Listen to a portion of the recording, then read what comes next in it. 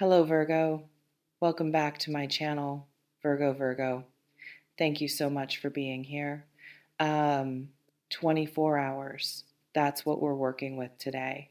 Not a season, not a chapter, one rotation of the earth, and inside it, something that has been building for much longer than 24 hours is going to find its release. Take what resonates, leave what doesn't. Subscribe if the air around you already feels different. Okay, so let's begin the reading. The barometric pressure dropped last night, not dramatically, not in the way that sends animals into shelter and makes old injuries ache, subtly, in the way that only instruments calibrated for sensitivity would detect, or people who have learned through long exposure to changing weather to read the atmosphere with their bodies before reading it with their eyes. You may be one of those people. You may have felt something shift in the last 12 hours without being able to name what shifted, a quality of restlessness that doesn't correspond to anything visible in your circumstances. A heightened alertness, not anxiety exactly, but the particular state of a nervous system that is receiving information about approaching conditions and has not yet translated that information into conscious understanding. The body knows weather before the sky shows it. This is not mysticism, this is physiology. The pressure systems that precede storms are detectable in the body long before they are detectable in the visible sky. The headache that arrives before the rain, the joints that ache before the temperature drops, the specific quality of unease that settles in before something large moves through. Your body has been registering something.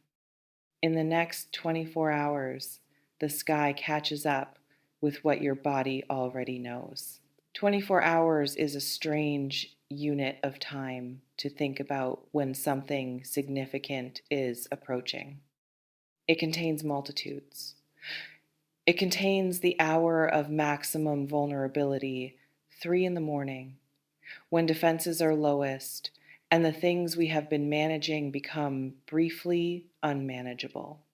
It contains the hour of maximum clarity, that specific stretch of early morning when the mind is fresh and the noise of the day has not yet accumulated and things appear briefly in their actual proportions. It contains the hour when a decision gets made, the hour when a message gets sent, the hour when someone picks up the phone and puts it down and picks it up again and this time doesn't put it down. All of that, the vulnerability, the clarity, the decision, the finally sent message, lives inside one rotation of the earth. Inside these same 24 hours you are moving through right now, that you will continue moving through in the hours after this reading ends and you return to whatever constitutes your daily life. The ordinary hours, the ones that look unremarkable from the outside, the ones that contain inside them the moment when something large that has been suspended finally drops. Drops is the wrong word. Too violent, too random, more like releases, like pressure that has been building in a system until the system finds its equilibrium through the only available mechanism, through expression, through movement, through the thing finally being said or done or sent or shown after a period of compression that has lasted longer than compression can be maintained. What does explosive actually mean here? Not destructive necessarily. Explosions in nature are not always destructive.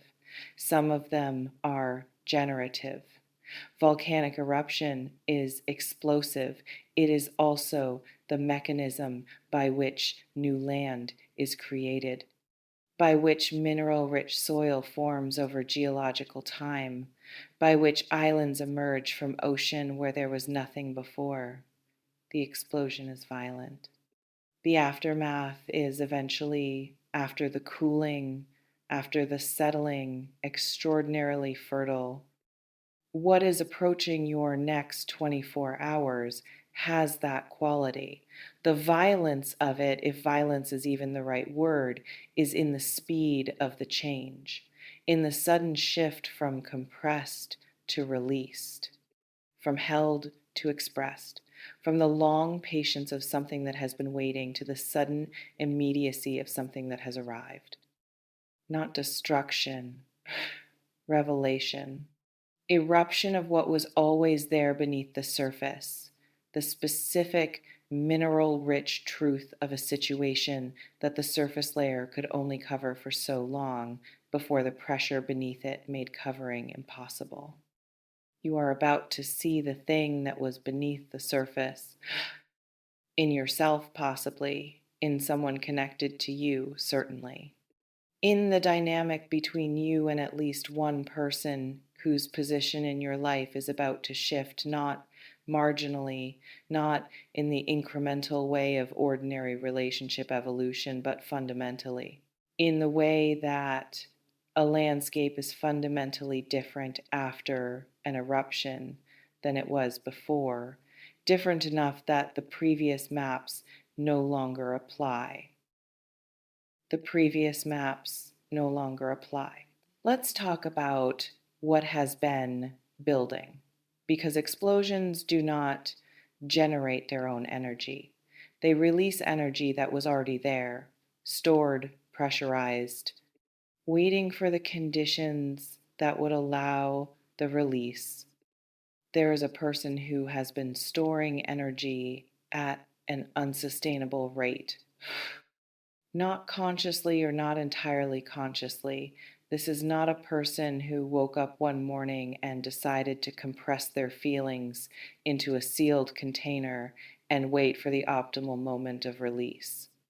This is a person who managed, and then managed more, and then managed more still, and found in each increment of management a small relief that made the next increment feel survivable, until the total accumulated mass of what was being managed exceeded what the management could contain, until the lid stopped fitting the container, no matter how firmly it was pressed down. You know this person. Not abstractly you know them in the specific particular way of someone who has been in proximity to the management without being shown what was being managed, who has sensed the container without being allowed to see the contents, who has read in the quality of certain silences and the texture of certain interactions and the specific energy of someone who is performing ease. They do not feel that something was present that was not being named. The naming is coming. Oh, not in the form of a prepared speech, not in the form of something rehearsed and polished and delivered with the composure of someone who has chosen their moment carefully and arrived at it with their full resources available. That version of the naming requires more control than the current pressure allows. What is coming is rawer than that, more urgent, more like the thing breaking through than the thing being offered, which means it will arrive imperfectly, with rough edges, with the specific quality of something that could not wait for the ideal conditions, because the ideal conditions were never going to materialize, and waiting for them had become indistinguishable from permanent silence. Imperfect delivery does not diminish true content. Remember that when it arrives, the atmosphere between you and this person. Meteorologists measure something called the convective available potential energy in the atmosphere, the stored energy available for the development of thunderstorms. It accumulates in unstable air. In warm, moist air that has been pushed upward by surface heating, cooling as it rises, becoming denser and heavier, holding itself suspended in a state of potential that can be maintained only as long as the atmospheric conditions remain exactly balanced. When the balance tips, when a cold front moves in, or when the surface heating reaches a critical threshold, or when any one of a dozen possible triggers disrupts the suspended equilibrium, the stored potential converts into kinetic energy at a rate that is genuinely startling in its speed. The sky that was overcast and heavy and still becomes, in what feels like moments, an entirely different sky, alive with electricity, loud with its own expression, incapable of concealment. The atmosphere between you and this person has been measuring high on the scale of stored potential for some time now.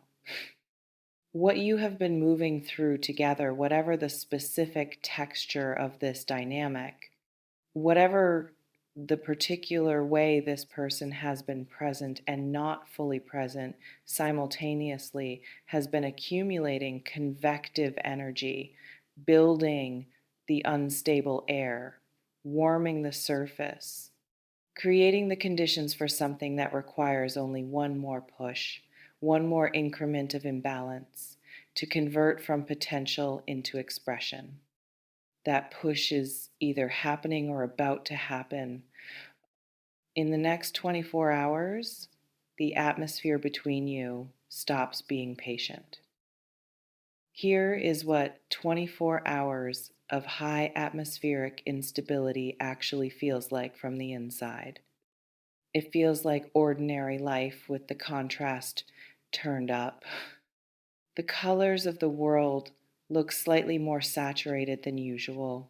Sounds carry differently, voices have more presence, silences between words have more weight. Time moves strangely. Some hours compress into what feels like minutes, and other minutes stretch into what feels like much longer than any minute has a right to be. Food tastes different. Sleep arrives differently, if it arrives at all. The body is in a state of readiness that it cannot discharge through ordinary activity because the thing it is ready for is not an ordinary activity. You may have been living in this state for longer than the last few hours. You may have become so accustomed to it that it no longer registers as unusual. It has become the baseline, the new normal. The water you swim in without noticing it is water. But normal is not the same as sustainable. And what your body has been maintaining at an elevated readiness state requires, at some point, the event it has been preparing for, the culminating event, the thing that finally uses the energy the body has been storing. The event is inside the next 24 hours. After it, the state changes. Not immediately, atmospheric systems do not resolve instantaneously after a storm. There is still rain while the lightning clears. There is still wind while the front passes, but the direction of the energy shifts from accumulation to release, from building to resolving, from the particular exhaustion of sustained anticipation to the different, more productive exhaustion of something that has finally moved through. The exhaustion on the other side of this is a better exhaustion than the one you are carrying now. Multiple things may move, not one. This is the part of high atmospheric instability that surprises people the way one storm system can spawn multiple events in quick succession. The first cell triggers conditions that make the second cell possible. The energy released by the initial eruption creates the updraft that fuels the next formation. What breaks in your 24 hours may catalyze additional breaks. A conversation that finally happens creates the conditions for a second conversation that could not have happened without the first. A disclosure made in one direction destabilizes the arrangement in a different direction. A thing said clears enough space for another thing previously wedged behind it, invisible because of what was blocking the view to become visible. Do not assume when the first thing moves that you have seen the whole event. Stay present through the full system. Do not file the first development under completed, and return your attention to the ordinary while the sky is still building. The first thing moving is the opening of the system, not its conclusion. What wants to move will move. All of it. In the sequence that the accumulated pressure determines, not in the sequence that would be most convenient for the careful management of information and emotion that ordinary life requires. The atmosphere does not take requests for orderly release. It releases in the order that physics demands. Physics is in charge of the next 24 hours. Not strategy, not management, not the careful orchestration of how much gets known and when and by whom. Physics, pressure finding equilibrium, stored energy converting to expression, the long patience of held things reaching its absolute limit. What you carry into the next 24 hours. Not armor, we have been through this before, and the answer is the same. Armor transmits force rather than absorbing it. What survives atmospheric events is not what was most rigid, but what was rooted deeply enough to flex without snapping. The trees that remain standing after high winds are not the ones that refuse to move. They are the ones whose root systems were extensive enough to hold while the visible structure bent. Root, not armor. What is the root here? What is the thing in you that does not change when the surface changes, that remains itself when the atmospheric conditions around it become extreme? What do you know with such certainty that the storm cannot rewrite it? What do you value with such consistency that the pressure of the next 24 hours cannot convince you to abandon it in favor of what is easier or more comfortable or less exposed? That root is your resource, not cleverness, not the ability to manage what happens, not the skill of staying composed when composure is not actually what the moment requires. The root, the thing you are when everything around you is in motion. Know it before the storm arrives. Name it. Feel the depth of it. Because in the middle of high atmospheric instability, the things we forgot to locate before the event are the things we cannot find during it. You have no idea. That phrase in the title is worth sitting with. Not as a dramatic promise, as an honest description of the position you are currently in. The position of someone inside a system whose full dimensions are not yet visible, whose complete shape has not yet revealed itself, whose total energy output is not yet calculable because the event is still in formation. You have no idea, and that is not a failure. That is simply where you are in relation to what is coming. Before it, inside the compressed, patient outwardly ordinary hours that precede the release, in the eye of a storm that has not yet made itself visible as a storm. Having no idea is not the same as being unprepared. Preparation for atmospheric events is not about knowing exactly when the lightning will strike or which tree it will choose. It is about being rooted deeply enough that the strike, wherever it lands, whatever it illuminates, does not knock you off your feet.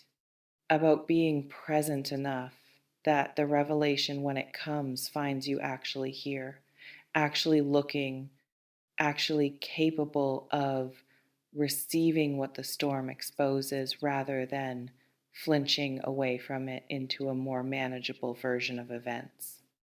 The storm exposes things. That is what storms do. They strip away what was decorative and reveal what is structural. They show you which things were attached firmly and which things were only resting against each other without real connection. They clarify ruthlessly without asking permission, without concern for whether the timing is convenient, what is real, and what was maintained. The next 24 hours are clarifying hours. Everything that is real will still be real when they are over.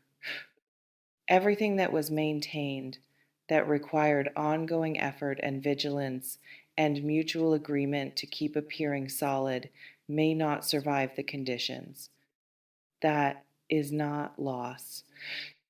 That is the storm doing its work.